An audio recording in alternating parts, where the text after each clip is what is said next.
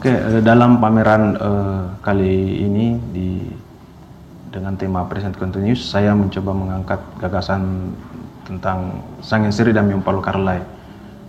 Gagasan ini sebenarnya lahir dari pengalaman pribadi saya ketika masih kecil. Saya hidup di rumah nenek.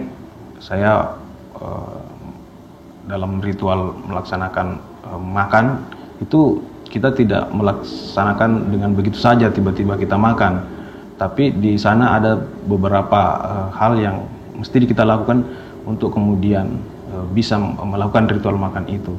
Dan berbeda dengan kehidupan saya ketika sesudah hidup bersama orang tua saya, itu agak sedikit berbeda karena hal-hal seperti sudah tidak dilakukan. Dan pengalaman-pengalaman itu kemudian saya lihat bahwa dalam ritual makan masyarakat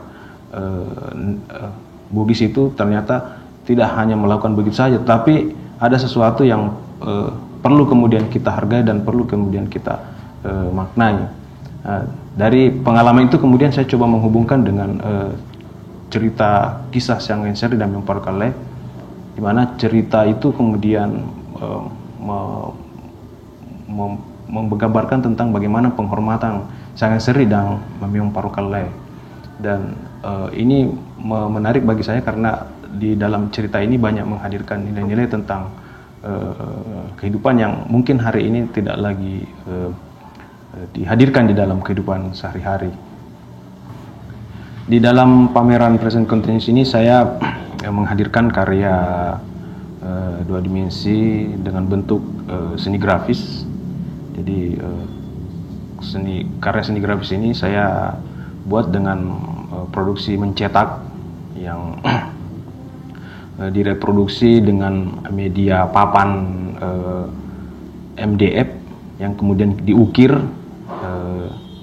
dan hasil ukirannya itulah yang kemudian dicetak pada media kanvas atau kertas. Di dalam menghadirkan visual, saya mencoba menghadirkan beberapa elemen-elemen visual seperti menghadirkan visualisasi dari Sangyen Seri, kemudian menghadirkan elemen-elemen yang berhubungan dengan ritual-ritual pertanian, dan hal-hal yang lain berhubungan dengan kehidupan masyarakat pertanian, seperti itu.